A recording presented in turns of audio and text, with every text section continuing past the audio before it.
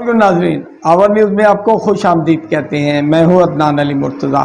خبروں کی ابتدا کرتے ہیں ڈیرہ غازی خان سے، جہاں سے ہمارے bureau chief Asad Khan sorry کی رپورٹ کے مطابق وزیر اعلیٰ پنجاب سردار عثمان احمد خان بزدار کی ہدایت پر سیکرٹری لوکل گورنمنٹ جنوبی پنجاب محمد الطاف بلوچ نے ڈیرہ غازی خان کا دورہ کیا۔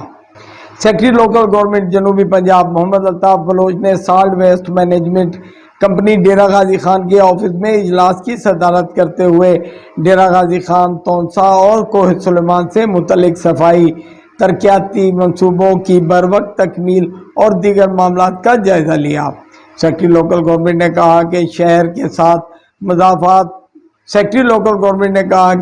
کے ساتھ مضافاتی اور پہاڑی علاقوں میں بھی صفائی کے معاملات بہتر کیے جائیں۔ کوہ سلیمان کے ممکنہ تحصیلی ہیڈ کوارٹر بھارتی میں صفائی کے لیے مزید کوڑا دان، لوڈر رکشے اور مشینری فراہم کی جائے۔ لوکل گورنمنٹ قبرستان کے پروجیکٹ کو مکمل کر کے متعلقہ تحصیل کونسل کے حوالے کرے۔